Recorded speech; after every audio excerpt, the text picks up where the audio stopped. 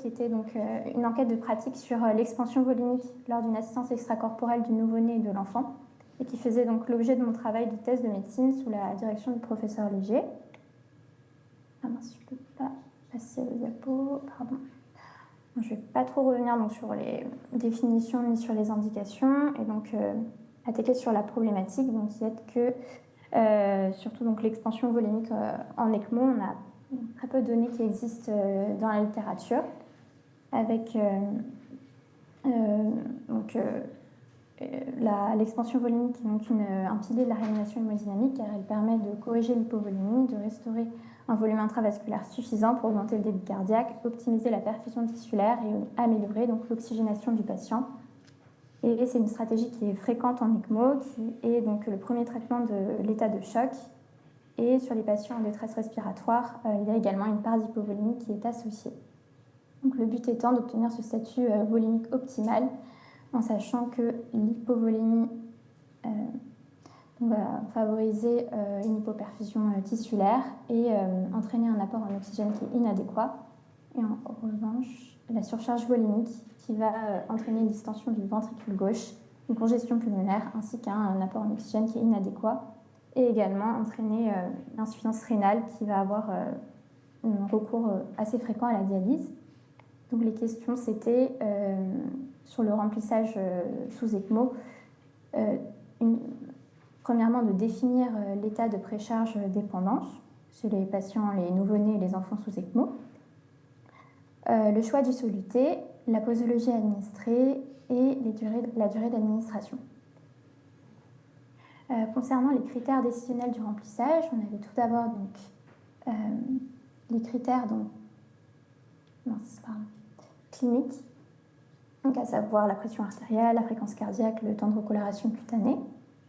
Les critères échographiques, donc sachant qu'aucun n'a été validé en ECMO, mais certains qui ont été validés en pédiatrie, à savoir la variabilité respiratoire de la vitesse maximale sous-aortique, et d'autres critères qui ne sont pas validés en pédiatrie, mais qui sont aussi des indicateurs tels que l'ITD sous-aortique, le débit cardiaque ou les fonctions ventriculaires gauche et droite. Il y a également les paramètres de l'ECMO, notamment donc l'étude des pressions et de débit d'ECMO, et les tests fonctionnels tels que le test levé de chambre, la manœuvre de Trendelenburg, la compression abdominale ou hépatique, ou le fluid challenge, donc l'épreuve de remplissage. Les objectifs de l'étude, c'était de décrire les modalités de prescription et d'administration de l'expansion volumique chez les patients enfants et nouveau-nés sous ECMO. On avait également profité pour faire un premier volet pour décrire l'activité d'ECMO en France en 2023. Sur les objectifs secondaires, c'était donc de comparer les modalités d'administration de l'expansion volumique en réanimation médicale versus en réanimation cardio-chirurgicale, et de décrire les marqueurs cliniques et échographiques qui étaient utilisés pour prédire et évaluer la réponse à l'expansion volumique. Donc, notre étude se composait donc de 2 questionnaires qui avaient été élaborés et validés par plusieurs experts en ECMO, avec un premier volet de 24 questions qui permettait de décrire l'activité d'ECMO en 2023, et un deuxième volet de 32 questions qui permettait de préciser les pratiques d'expansion volumique, les critères de décision, de prédiction et d'évaluation de l'efficacité du remplissage vasculaire. Les questionnaires avaient été réalisés via la plateforme Lime Survey et diffusés via Picure avec des mails personnalisés en complément. Le premier volet avait été adressé à 36 responsables et le deuxième volet à environ 330 réanimateurs, avec une durée d'ouverture pour le premier volet qui s'étendait de novembre 2024 à juillet 2025 et pour le deuxième volet de février 2025 à juillet 2025.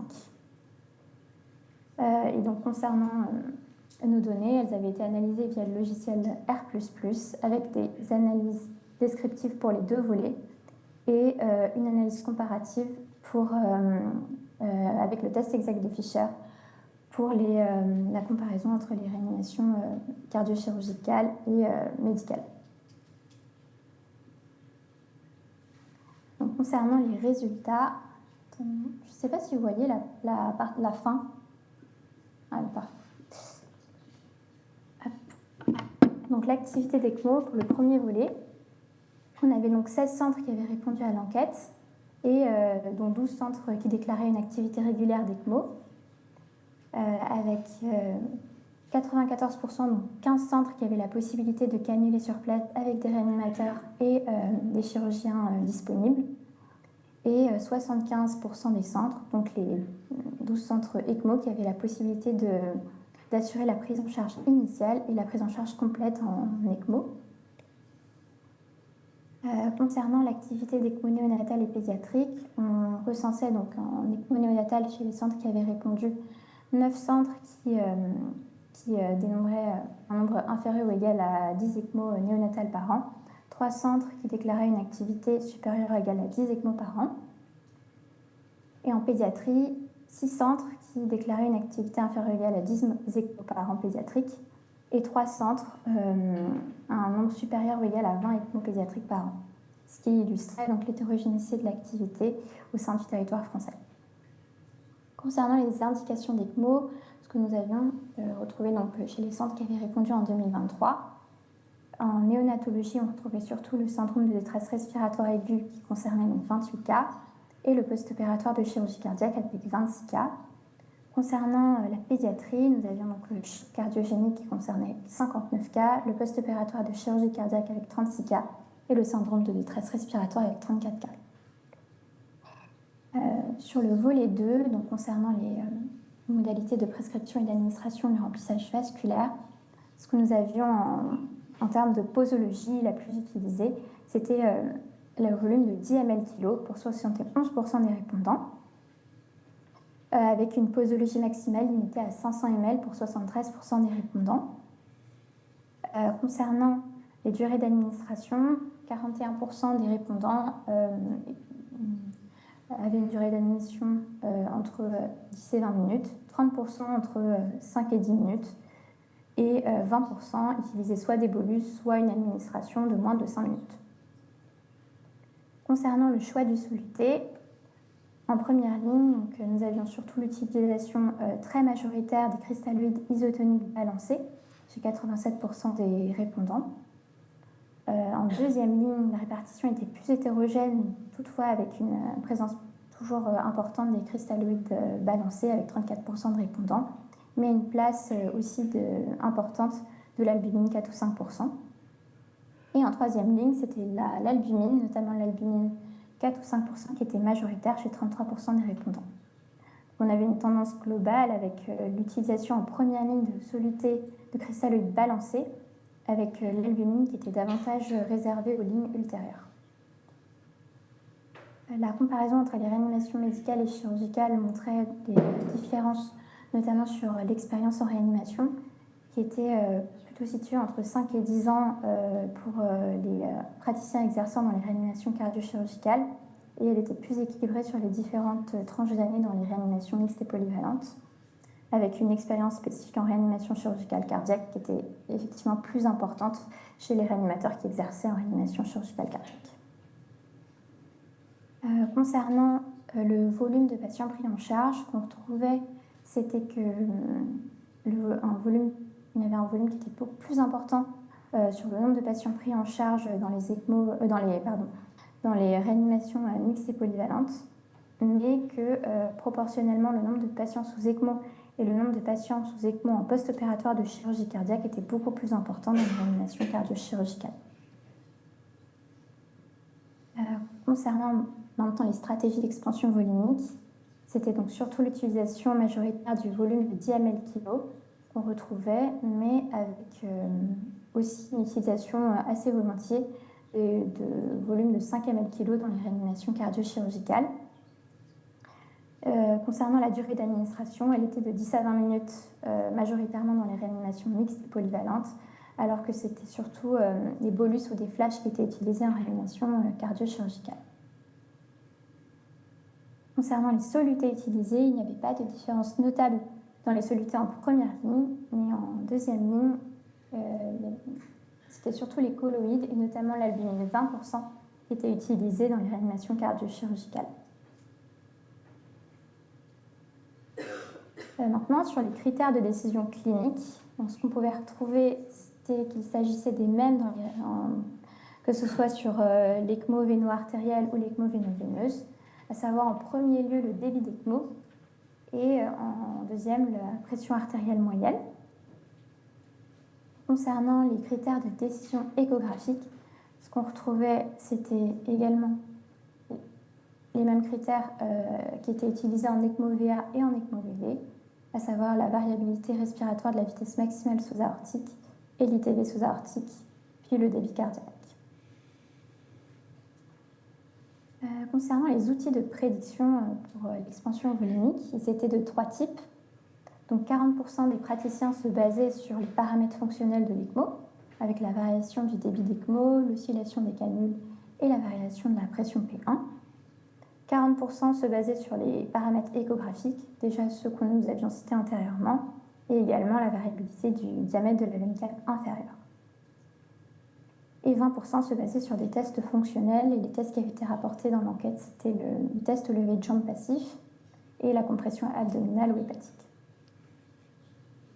On s'était intéressé de plus près au Fluid Challenge, donc à l'épreuve de remplissage.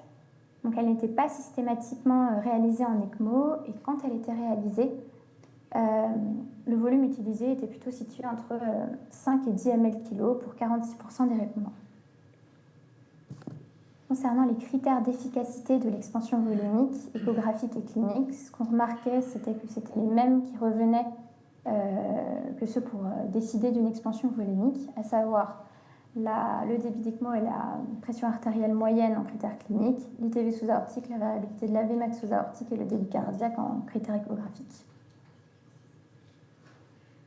Et donc en résumé, nous avions 16 centres qui avaient répondu sur les 36, donc un taux de réponse de 44%.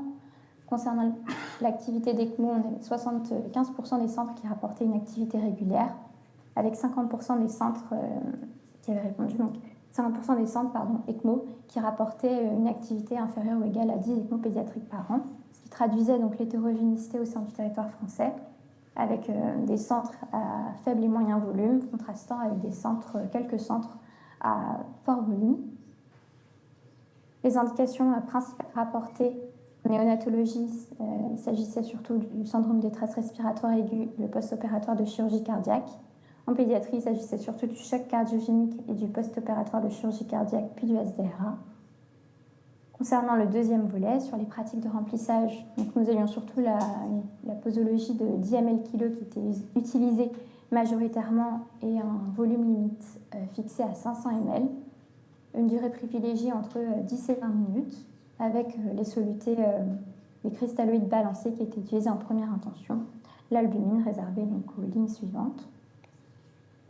La comparaison entre les réanimations cardiaques et réanimation chirurgicale et médicale montrait l'utilisation de posologie qui était plus faible dans les réanimations chirurgicales, notamment due au risque accru de surcharge, une durée d'administration qui était plus rapide en réanimation chirurgicale sur une volonté d'évaluer rapidement la réponse hémodynamique, et un recours plus fréquent à l'albumine 20% en seconde intention, qui traduisait donc la volonté aussi de supplémenter, de rétablir la pression oncotique sur une hypoalbuminémie assez fréquente au contexte post-opératoire. Et enfin, sur les critères de décision et d'évaluation de l'efficacité, en clinique, nous avions donc la pression artérielle moyenne et le débit d'ECMO, et en échographique, la variabilité de la vitesse maximale sous-aortique, l'ITV sous-aortique et le débit cardiaque. Et sur les outils de prédiction, ils se basaient donc sur l'analyse des paramètres de l'ECMO, des outils échographiques ainsi que des tests fonctionnels, en sachant que le Fluid Challenge n'était pas systématique. Donc, nous avions également comparé donc, notre enquête avec vous pouvez retrouver également dans la littérature. Et étant donné qu'il y avait plusieurs centres qui rapportaient un nombre faible à moyen, un nombre d'ECMO inférieur ou égal à 10 sur plusieurs centres, la moitié notamment, on s'était posé la question d'un éventuel intérêt d'une centralisation de l'expertise, et nous avions donc plusieurs articles dans la littérature qui soutenaient donc cette hypothèse, montrant un bénéfice et de meilleurs résultats dans les centres à fort volume et une amélioration de la survie. Concernant les modalités que nous avions retrouvées dans l'enquête, on les avait comparées aux recommandations actuelles qui existent sur le remplissage en pédiatrie, qui sont celles du choc septique, qui ont été publiées en 2020 sur la Surviving Sepsis Campaign. Le résultat était plutôt en accord avec les recommandations, avec toutefois quelques différences, notamment avec le recours à l'albumine sur les lignes suivantes pour les solutés de remplissage et des durées d'administration qui différaient avec les recommandations actuelles. Et nous avions également dans la littérature certains tests fonctionnels qui avaient été utilisés pour l'expansion volumique en ECMO. Il s'agissait surtout des études adultes. Une étude française qui avait été publiée en 2011 qui étudiait le test au lever de champ passif en contexte d'ECMO VV et qui montrait son intérêt pour prédire ceux qui allaient être répondeurs au remplissage. Il y avait également une autre étude chinoise cette fois-ci, publiée en 2020, qui étudiait la manœuvre de Trendelenburg en ECMO VA, qui pareil permettait de prédire également une réponse au remplissage. Et enfin, une dernière étude qui avait été publiée en 2020, qui, elle, étudiait l'utilisation du temps de recoloration cutanée comme marqueur d'efficacité à la suite d'une expansion volumique. Ainsi, sur notre étude en termes de force et de limites, il s'agissait de la première enquête de pratique sur le sujet, avec une étude qui était multicentrique, avec des profils qui étaient variés et à une diversité des pratiques, permettant donc de dresser une vision globale de la problématique. Nous avions plusieurs limites à notre étude, qui était donc tout d'abord le fait qu'il s'agisse d'une enquête, et donc à caractère déclaratif avec un biais de mémoire. Il n'y avait pas de reprise de données de patients, et donc pas de comparaison objective. Il y avait également une représentation partielle de l'activité d'ECMO, car seuls 16 centres avaient répondu sur les 36 interrogés. Et concernant le deuxième volet, nous n'avions que 20 réponses qui étaient complètes sur les 70 qu'on avait, donc qui étaient génératrices de plusieurs données manquantes. Et donc, nous avions de petits effectifs dans les sous-groupes, et notamment sur le groupe réanimation cardio-chirurgicale, ce qui limitait la puissance de nos comparaisons. Donc, en conclusion, voilà, j'avais repris donc les principaux points que j'avais évoqués antérieurement. Et notre enquête nécessitera surtout des études de prospective et rétrospective pour préciser au mieux les stratégies d'expansion volumique chez les nouveau-nés et les enfants sous ECMO. Je vous remercie. Merci. Est-ce qu'il y a des questions ? Oui, une question.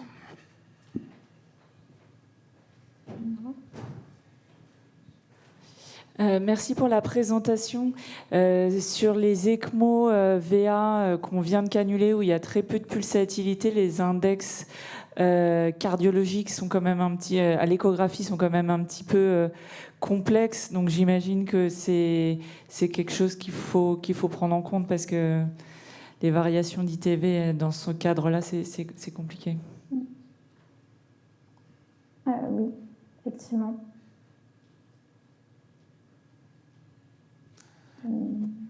Merci pour la remarque, oui. Est-ce qu'il y a d'autres questions ? Merci beaucoup pour ça. Pour les perspectives, j'ai